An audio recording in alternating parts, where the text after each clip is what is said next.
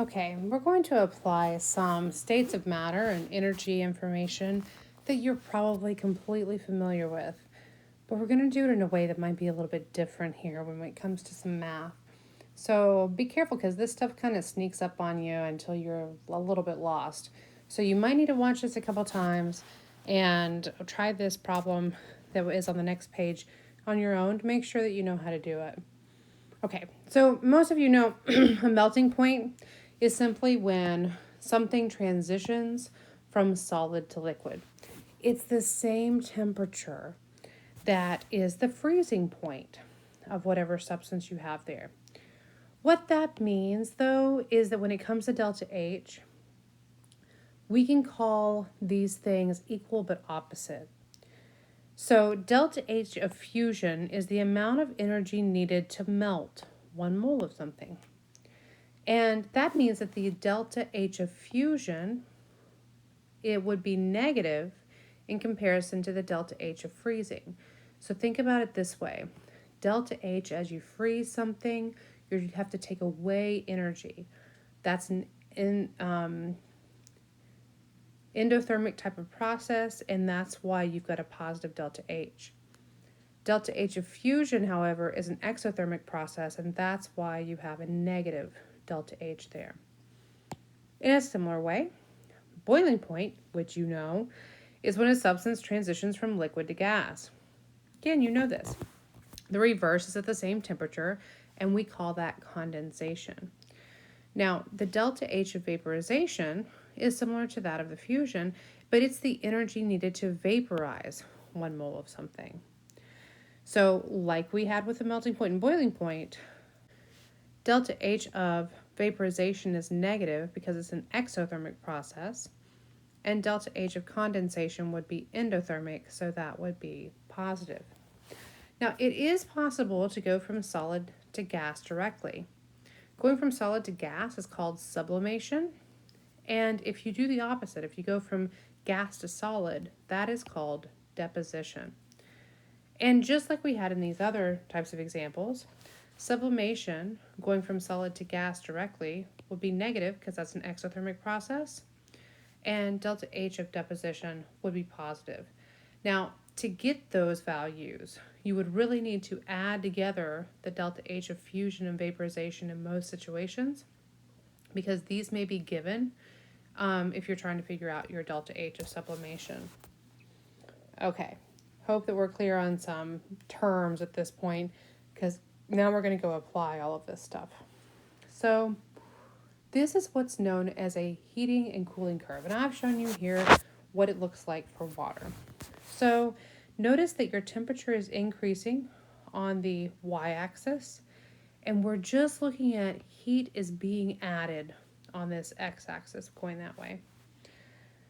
What we have here is more of a demonstration of something you already know to be true. For example, you can heat up solid water, ice, to a certain point. And when you heat that up, it then takes a certain amount of energy for that solid ice to go to liquid ice. And so you're putting in energy to transform that temperature of that ice to something higher.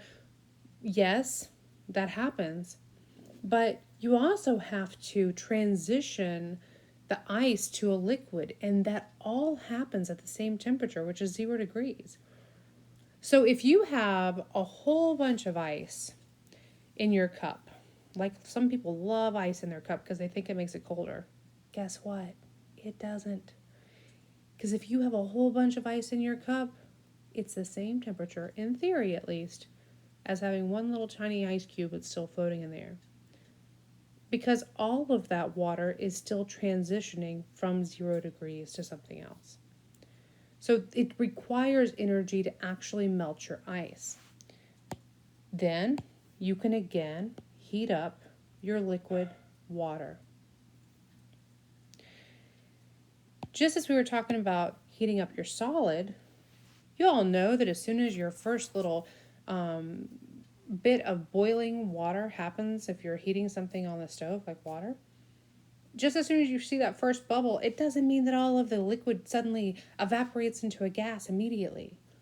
No, that doesn't happen. It takes a lot of energy to make all of that liquid transform to a gaseous state. And so again, you have to put in energy constantly with your liquid in order to get out a gas at the end. And then the same thing happens up here as well. So here's the thing. I want to show you something on the next page here, but here's what we basically have to do. If we're trying to calculate the amount of energy it takes to get from, say, down here to up here, each of these lines that I've highlighted has its own equation that you have to use and its own constants. So this would be a section, this would be a section, this would be a section, this would be a section, and this would be a section. And then you just add them together. And so that's actually what I did in the example. So if you're having issues with that, look at this curve as it originally appeared and see what you think. Okay. Remember, I just highlighted for you where we start, where we're going, all these types of transitions, okay? So let's recall some basics. You all know that Q is equal to C times M times delta T. Okay, so that's the amount of energy. We've got the C as a constant, you've got your M as your mass, and your change in temperature.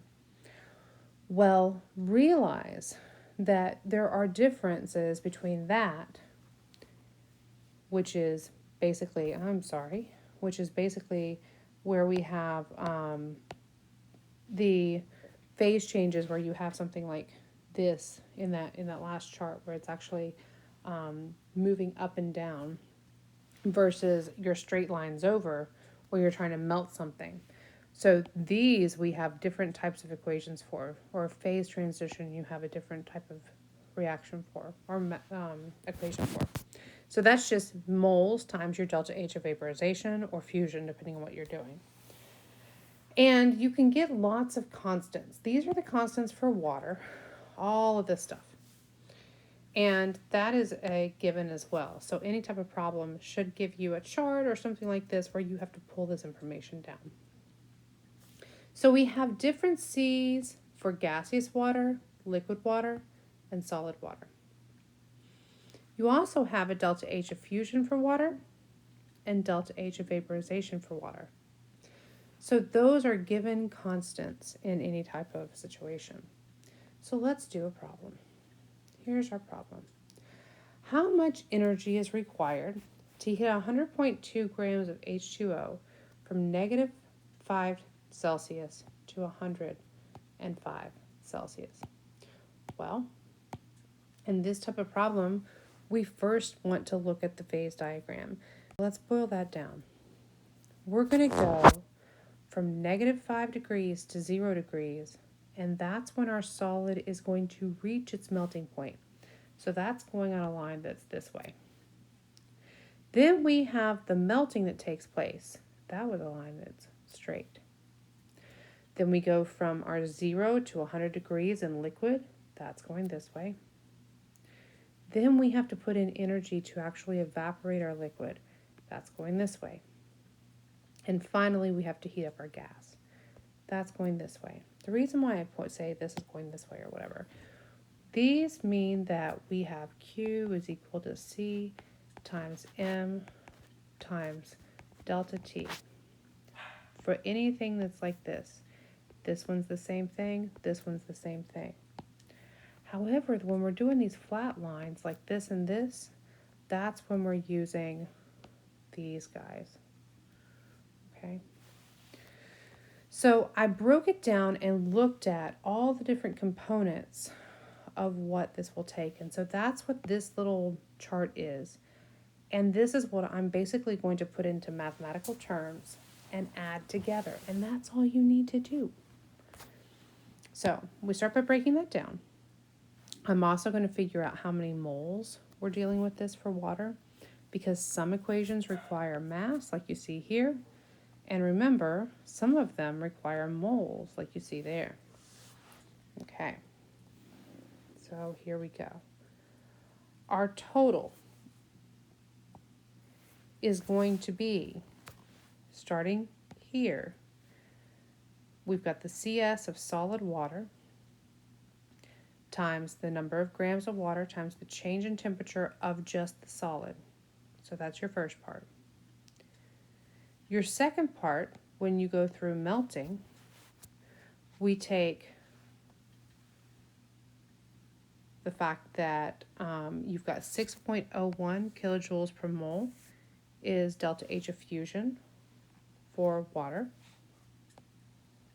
And we've got 5.57 moles. So that's where this comes from. Next, we're going to go from 0 to 100 degrees Celsius. Well, our CS of liquid water is 4.18. So I've got 4.18, same number of moles or mass of water, times 100 degrees, because that's how much change is going to take place in the liquid phase only. Next, we need to evaporate all of our water.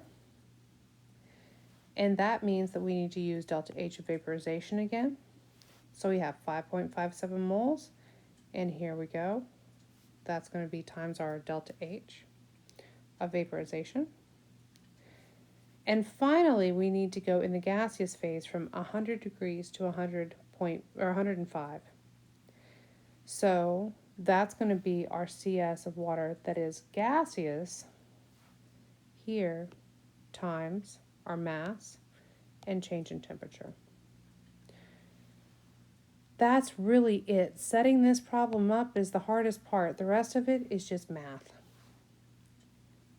Realize, though, that these terms here and here, the ones that are on those flat lines, are in kilojoules per mole. So if you were to write all this out, this one's joules, this one's kilojoules, this one's joules, this one's kilojoules, this one's joules, you need to convert to either joules or kilojoules. I found it easier to convert to kilojoules, but do that and make sure that your answer is correct. Please do try this again. You're probably going to have to watch this video a few times to get where things are coming from, and that is okay and that is normal. Okay? I hope that you get this without a problem. Good luck, and I'll see you soon.